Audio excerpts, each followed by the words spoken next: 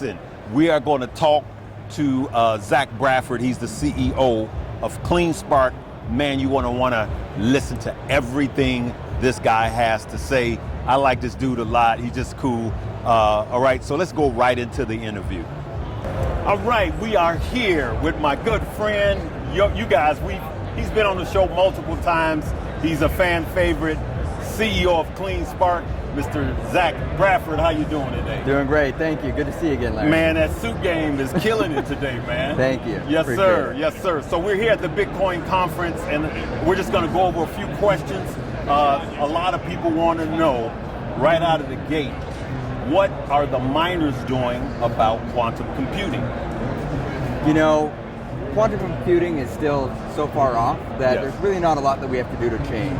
Yeah. But the way I think about it, if quantum computing comes around at some point, then we can run the algorithm on that too. So when you hear Jensen, who's the CEO of NVIDIA, talk, yes, we're still many years away from it. Right.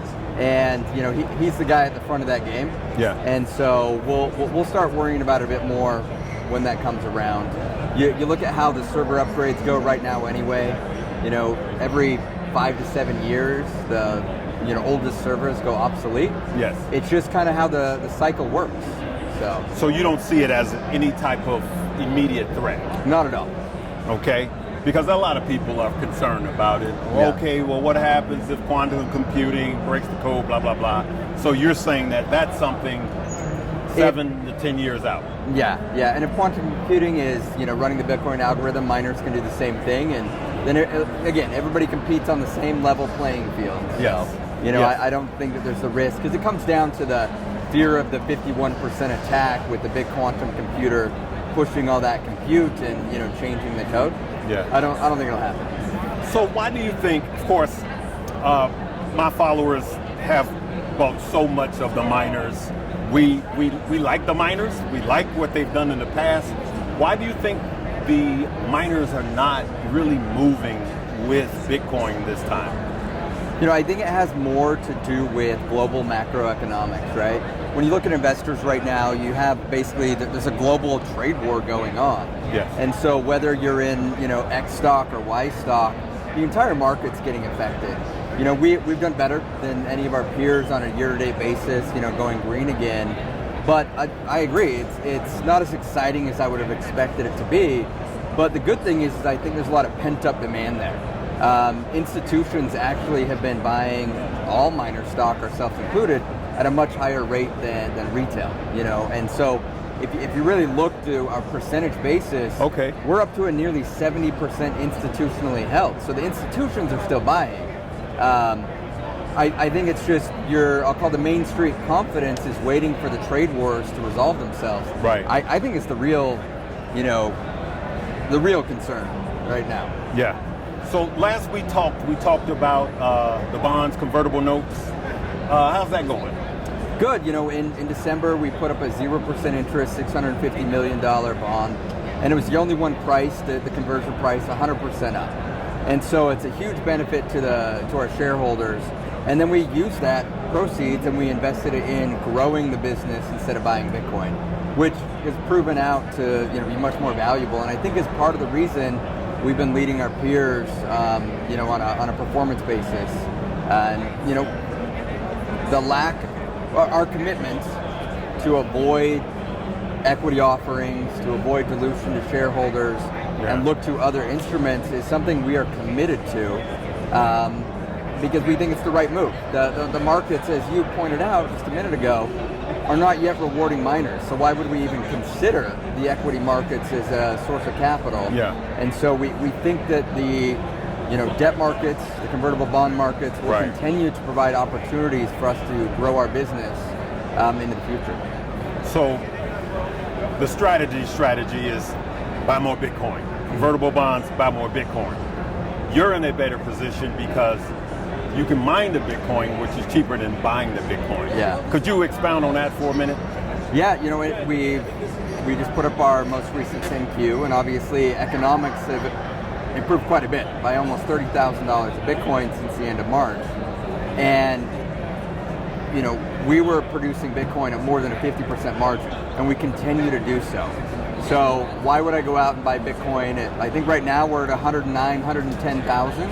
Yes. When I can produce it for the low $40,000 per Bitcoin level. Yes.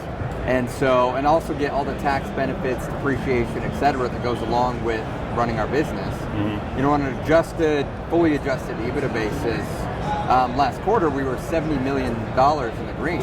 So, you know, we of course have the market to market that kind of washed out for everybody, the overall performance. But, you know, here we are, I think we're going to reap the benefits of that this quarter. And, you know, I'm extremely bullish on Bitcoin going to the end of this year because we have all kinds of tailwinds happening right now. Okay, let's stick a fork right there. Extremely bullish on Bitcoin, as I am. Why are you extremely bullish on Bitcoin? You know, I think when you look at how Bitcoin's price movement is happening, I think it's not reflecting quite a few things that are in the works. Everything from the Genius Act that's going through Congress right now. Yes. And then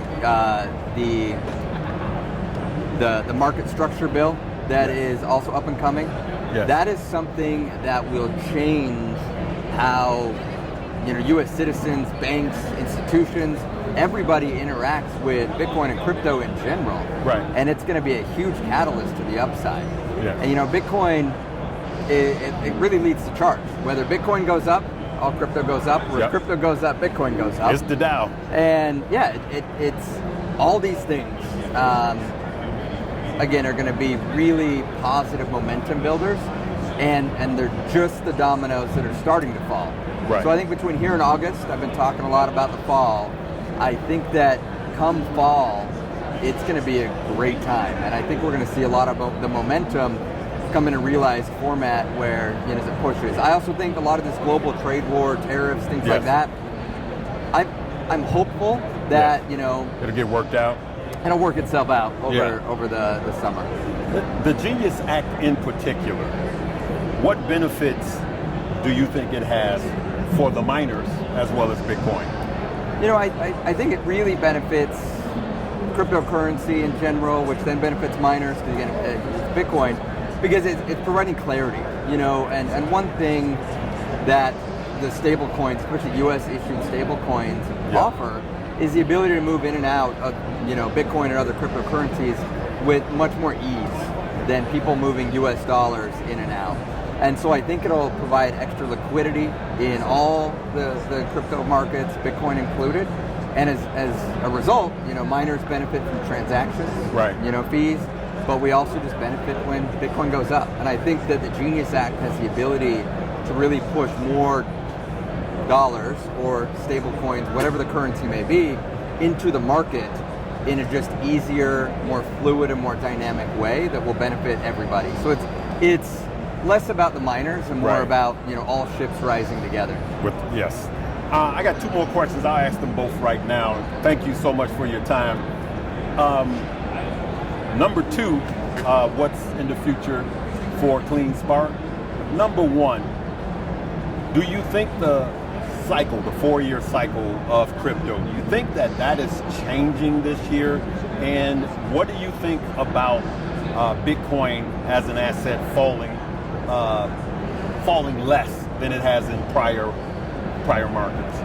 Yeah, in the prior cycles, it's done up to an 80% retrace. Yes. And where we're at today is I think that we're in a much stronger position, and I think the cycles will change, and they will break is the wrong word, but I think change for the positive.